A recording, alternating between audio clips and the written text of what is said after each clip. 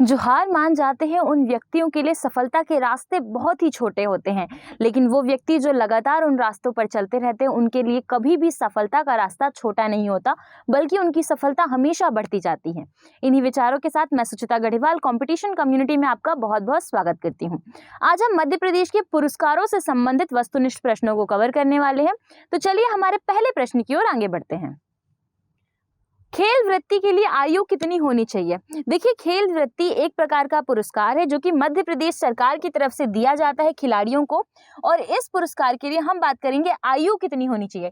40 वर्ष से कम, 30 वर्ष से कम, 19 वर्ष से कम और 25 वर्ष से कम। तो इसका सही आंसर है 19 वर्ष से कम आयु वाले युवा खिलाड़ियों को खेल वृत्ति पुरस्कार दिया जाता है। तो ऑप्शन नंबर सी हमारा यहाँ पे सही होगा। एकलव्य पुरस्कार का प्रारंभ कब से किया गया है? 1994, 1990, 1930 और 1980। देखिए, जब हम एकलव्य की बात करते हैं ना, तो एकलव्य का संबंध महाभारत काल से है। और एकलव्य की एक स्टोरी आपने सुनी होगी कि द्रोणाचार्य को ये अपना गुरु मानते थे और उनसे शिक्षा लेते थे। और द्रोणाचार्य को पता नहीं था, क्योंकि द्रोणाचार्य केवल क्षत्रिय के बच्चों को या फिर राजघराने के जो राजकुमार रहा करते थे उन्हें ही शिक्षा दिया करते थे। और एकलव्य उन्हें बिना बताए शिक्षा लिया करते थे। उनकी मूर्ति को सामने रखकर उन्हें गुरु मानकर उनके सारे अभ्यास किया करते थे। इसी प्रकार से हम देखते हैं कि जब द्रोणाचार्य को एकलव्य के बारे में पता चला और द्रोणाचार्य ने ये प्रण लिया था कि वो सबसे बड़ा धनुर्धर बनाएंगे अर्जुन को, और एकलव्य के बारे में जब उन्हें पता चला तो इन्होंने क्या किया, इन्होंने एकलव्य से उसका दाहिने हाथ का मतलब सीधे हाथ का अंगूठा मांग लिया। और कहा जाता है कि एकलव्य ने गुरु दक्षिणा में उस अंगूठे को द्रोणाचार्य जी को दे भी दिया था। तो ये हम देखते हैं एकलव्य के बारे में। तो उन्हीं एकलव्य के नाम पर इस पुरस्कार का प्रारंभ वर्ष 1994 से किया गया है, 1994 से। ऑप्शन नंबर ए हमारा सही हो जाएगा। एकलव्य पुरस्कार किसको दिया जाता है, अब आपको ये बताना है। मध्य प्रदेश के मूल निवासी को, 50 वर्ष से अधिक के खिलाड़ियों को, 5 बार राष्ट्रीय पुरस्कार प्राप्तकर्ता खिलाड़ियों को, या फिर सभी कथन असत्य हैं। तो देखिए, सबसे पहले देखेंगे कि एकलव्य पुरस्कार जो है वह मध्य प्रदेश के खिलाड़ियों को दिया जाता है। बात बिल्कुल सही है। 50 वर्ष से अधिक खिलाड़ियों को नहीं दिया जाता। क्यों? क्योंकि यह दिया जाता है युवा खिलाड़ियों को। 5 बार राष्ट्रीय पुरस्कार प्राप्तकर्ता खिलाड़ी को, तो ये भी गलत है। जिस खिलाड़ी ने 2 बार भी अगर राष्ट्रीय पुरस्कार प्राप्त किया हो तो उसे एकलव्य पुरस्कार दिया जा सकता है। तो इस कारण से ये ऑप्शन भी गलत हो जाएगा। तो हमारा यहाँ पर ऑप्शन नंबर ए बिल्कुल सही होगा। विक्रम पुरस्कार का प्रारंभ किस मुख्यमंत्री के कार्यकाल में हुआ था? रविशंकर शुक्ल, भगवत राव मंडलोई, सुंदरलाल पटवा और शिवराज सिंह चौहान। देखिए, विक्रम पुरस्कार की बात करेंगे तो ये मध्य प्रदेश का सबसे बड़ा पुरस्कार है। इसके साथ में इसका प्रारंभ जो हुआ है वो सुंदरलाल पटवा जी के कार्यकाल में हुआ था, क्योंकि रविशंकर शुक्ल जी जो है वो मध्य प्रदेश के पहले मुख्यमंत्री रहे हैं। इसके अलावा शिवराज सिंह चौहान जी जो है वो मध्य प्रदेश के वर्तमान मुख्यमंत्री हैं। तो इसका सही आंसर होगा सुंदरलाल पटवा जी। विक्रम पुरस्कार का प्रारंभ किस सन से किया गया, अर्थात कब से किया गया है? वर्ष 1980, 1960, 1940 और 1990। तो इसका सही आंसर है वर्ष 1990। विक्रम पुरस्कार जो कि मध्य प्रदेश का सबसे बड़ा पुरस्कार है, इसका प्रारंभ वर्ष 1990 से किया गया है। विश्वामित्र पुरस्कार का प्रारंभ कब से किया गया है? देखिए, विश्वामित्र पुरस्कार जो है इसे 1994, 1990, 1890 और 1940। तो इस पुरस्कार का जो प्रारंभ है वो वर्ष 1994 से किया गया है, अर्थात यहाँ पर हमारा ऑप्शन नंबर ए सही होगा। विश्वामित्र पुरस्कार किसे दिया जाता है, तो इसे हम अगले वाले क्वेश्चन में देखने वाले। विश्वामित्र पुरस्कार किसे दिया जाता है? खिलाड़ियों को, खेल निर्धारक को, टीम के कप्तान को और खेल प्रशिक्षक को। तो देखिए, जो विश्वामित्र जी रहे हैं इनका संबंध जो है ये बहुत बड़े योगी और तपस्वी रहे हैं। तो विश्वामित्र पुरस्कार जो है वो दिया जाता है खेल प्रशिक्षक को, और एक ऐसा खेल प्रशिक्षक जिसने कम से कम 2 से 3 ऐसे खिलाड़ियों को प्रशिक्षित किया हो जिन्होंने राष्ट्रीय स्तर पर कोई पदक जीता हो। मध्य प्रदेश का लाइफ टाइम अचीवमेंट अवार्ड का प्रारंभ किसकी याद में किया गया है? तो मध्य प्रदेश के द्वारा दिया जाने वाला लाइफ टाइम अचीवमेंट अवार्ड जो दिया जाता है उसका प्रारंभ किस व्यक्ति की याद में, किस खिलाड़ी की याद में किया गया है? शंकर लक्ष्मण, कैप्टन रूप सिंह, अजय छजलानी और मेजर ध्यानचंद। देखिए शंकर लक्ष्मण की जब बात करते हैं तो इनका संबंध हॉकी से था, कैप्टन रूप सिंह का संबंध भी हॉकी से था और इसका सही आंसर होगा कैप्टन रूप सिंह, ऑप्शन नंबर बी। वहीं कैप्टन रूप सिंह का के नाम का एक स्टेडियम बनाया गया है जो कि कैप्टन रूप सिंह स्टेडियम है, जो कि मध्य प्रदेश के ग्वालियर जिले में है, परंतु ये क्रिकेट से संबंधित स्टेडियम है। वर्ष 2020 का प्रभाष जोशी पुरस्कार किस खिलाड़ी को दिया गया है? संध्या ग्रेवाल, वैष्णवी कहरा, मुस्कान किरार और अजय वक्तावरिया। देखिए जब हम बात करते हैं प्रभाष जोशी पुरस्कार की, तो 2020 का प्रभाष जोशी पुरस्कार जो है वो वैष्णवी कराह को दिया गया है या वैष्णवी कहार को दिया गया है। इसके अलावा जो ये पहला पुरस्कार था, कौन सा? प्रभाष जोशी पुरस्कार जो था वो पहला, वो दिया गया था अजय वक्तावरिया जी को। इसके अलावा एक और चीज़ याद करनी है कि अजय वक्तावरिया जी को पहला दिया गया था। मुस्कान किरार का जो संबंध है वो है तीरंदाजी से। तो इसका सही आंसर होगा ऑप्शन नंबर बी।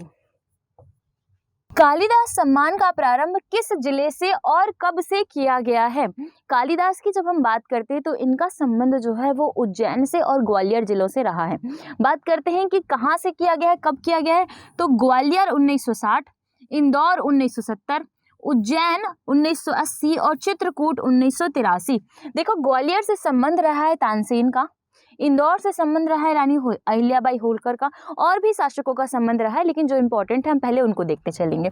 उज्जैन से संबंध रहा है कालिदास जी का, तो कालिदास सम्मान का प्रारंभ उज्जैन जिले से किया गया है वर्ष 1980 से, अर्थात यहाँ पर हमारा ऑप्शन नंबर सी बिल्कुल सही होगा। कालिदास सम्मान की पुरस्कार राशि कितनी है? 50,000 रुपये, 1 लाख रुपए, 2 लाख रुपए और 80,000 रुपए। तो कालिदास सम्मान की जो पुरस्कार राशि है वो 1 लाख रुपए है। मंजू मेहता का संबंध किससे है? देखिए ये मंजू है ना, मंजूर नहीं है, तो मंजू मेहता का संबंध किस चीज से है? हॉकी, क्रिकेट, लोक कला और सितार वादन। देखिए मंजू मेहता जी जो है वो सितार वादक है एक, अर्थात हमारा ऑप्शन नंबर डी यहाँ पे सही होगा, सितार वादक। गागर सागर रचना के रचनाकार कौन है? सतीश व्यास, पंडित विद्याधर, अभय छजलानी, नलिन खोईवाल। देखिए गागर सागर जो रचना है यह रचना है नलिन खोईवाल की, तो अर्थात हमारा ऑप्शन नंबर डी यहाँ पर बिल्कुल सही होगा। इकबाल सम्मान दिया जाता है संगीत के क्षेत्र में, उर्दू लेखन के क्षेत्र में, लोक कला के क्षेत्र में और लोक नाट्य के क्षेत्र में। देखिए इकबाल जी जो रहे हैं वो मध्य प्रदेश के बहुत ही प्रसिद्ध उर्दू शायरों में से एक रहे हैं, तो इस कारण से यह सम्मान जो है यह उर्दू शायरों को दिया जाता है, अर्थात ये उर्दू लेखन में दिया जाने वाला सम्मान है। हमारा ऑप्शन नंबर बी बिल्कुल सही होगा। नानाजी देशमुख सम्मान 2019-20 किसे प्रदान किया गया है? कैलाश मंडलेकर, मीता पंडित, गौमुखी सेवाधाम और वैशाली गुप्ता। तो देखिए नानाजी देशमुख सम्मान जो है वो दिया गया है गौमुखी सेवाधाम को, ऑप्शन नंबर सी हमारा सही होगा। कब का? 2019 और 20 का। लता मंगेशकर सम्मान के प्रथम विजेता कौन रहे हैं? नौशाद अली, शमशेर बहादुर, कृष्णा सोबती और आशा भोसले। देखिए जब भी हम बात करते हैं लता मंगेशकर सम्मान की, तो लता मंगेशकर सम्मान के प्रथम विजेता रहे हैं नौशाद अली। इसके अलावा लता मंगेशकर सम्मान की पहली महिला विजेता की जब बात करेंगे तो आशा भोसले इसका सही आंसर होगा। नेक्स्ट क्वेश्चन में चलते हैं। मैथिली शरण गुप्त सम्मान का प्रारंभ कब से किया गया है? 1985, 1987, 1996, 1998। देखिए मैथिली शरण गुप्त सम्मान का जो प्रारंभ है वो वर्ष 1987 से किया गया, अर्थात हमारा ऑप्शन नंबर बी बिल्कुल सही होगा। कुमार गंधर्व सम्मान के प्रथम विजेता कौन रहे हैं? अजय चक्रवर्ती, अभय छजलानी, अजय वक्तावरिया, नीलाद्री कुमार और देखिए जब बात करेंगे हम कुमार गंधर्व सम्मान की, तो कुमार गंधर्व सम्मान के प्रथम विजेता रहे हैं अजय चक्रवर्ती जी, हमारा सही आंसर होगा अजय चक्रवर्ती जी। इसके अलावा अभी वर्तमान में नीलाद्री कुमार को 2018 का कुमार गंधर्व सम्मान भी दिया गया था। कवि प्रदीप सम्मान की स्थापना कब की गई या किस वर्ष की गई? तो कवि प्रदीप सम्मान की स्थापना 2012-13, 1840-41, 1960-61, 2001 और 2। तो कवि प्रदीप सम्मान की स्थापना जो है वर्ष 2012-13 में की गई थी। यहाँ पर हमारा ऑप्शन नंबर ए सही होगा। देवी अहिल्याबाई होलकर सम्मान की प्रथम विजेता कौन रही हैं? मीता पंडित, तीजन बाई, वैष्णवी कहार और मंजू मेहता। देखिए, जब हम बात करते हैं देवी अहिल्याबाई सम्मान की, तो इस सम्मान को केवल महिलाओं को दिया जाता है, और किन महिलाओं को? आदिवासी महिलाओं को। तो इसका सही आंसर है तीजन बाई जी, अर्थात ऑप्शन नंबर बी। ये चंद्रशेखर आजाद का जन्म मध्य प्रदेश के किस जिले में हुआ था? देखिए, जब भी हम बात चंद्रशेखर आजाद जी की करते हैं, तो चंद्रशेखर आजाद जी थे वो एक स्वतंत्रता सेनानी थे, एक क्रांतिकारी थे। खरगोन, ग्वालियर, झाबुआ और सतना। देखिए, चंद्रशेखर आजाद जी का जब जन्म हुआ था, तो इनका जन्म झाबुआ जिले के अंतर्गत झाबुआ के भाबरा नामक गांव में हुआ था। लेकिन इसके बाद हमने क्या देखा था कि झाबुआ जिले से एक और जिला अलग करके निर्मित किया गया, जिस जिले का नाम था अलीराजपुर। तो अलीराजपुर में चंद्रशेखर जी का जन्म हुआ था। तो अब हमें आंसर लगाना है अलीराजपुर। तो यहाँ पे ऑप्शन में अलीराजपुर होना चाहिए, और यदि अलीराजपुर नहीं है तो फिर आपको आंसर झाबुआ लगाना होगा। इसके अलावा अलीराजपुर के जिस गांव में हुआ था, मतलब भाबरा गांव में, तो इस गांव का अब नाम बदलकर चंद्रशेखर आजाद नगर रख दिया गया है।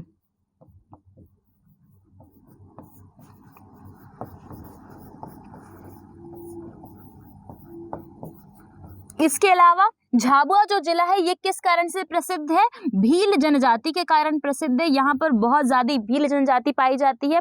इसके अलावा झाबुआ जिले की जो एक गुड़िया कला है, इसे अभी जीआई टैग मिलने वाला है। ये बहुत ज्यादा प्रसिद्ध कला है। इस जिले में कड़कनाथ मुर्गा पाया जाता है, जो कि संपूर्ण काले रंग का होता है, जिसके अंदर सबसे ज्यादा मेलानिन वर्णक पाया जाता है। निम्न में से कौन सी पुस्तक कालिदास द्वारा लिखित नहीं है? मेघदूतम, कुमार संभवम, उत्तर रामचरित्रम और ऋतु संहारम। देखिए, जब हम कालिदास की बात करते हैं तो कालिदास के द्वारा मेघदूतम लिखी गई है, ठीक है। कुमार संभवम भी कालिदास के द्वारा ही लिखी गई है, परंतु उत्तर रामचरित्रम जो है वो कालिदास के द्वारा नहीं लिखी गई है, अर्थात हमारा ऑप्शन नंबर सी उत्तर रामचरित्रम सही हो जाएगा। कालिदास की जब हम बात करते हैं तो कालिदास का संबंध मध्य प्रदेश के उज्जैन जिले से माना जाता है।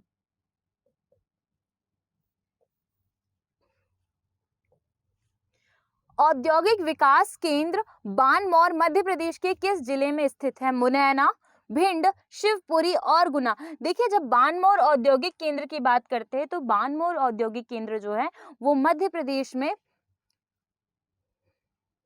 मुरैना जिले के अंतर्गत आता है, अर्थात यहाँ पर हमारा ऑप्शन नंबर ए बिल्कुल सही हो जाएगा। भिंड की बात करते हैं तो भिंड का जो औद्योगिक केंद्र है उसका नाम है मालनपुर।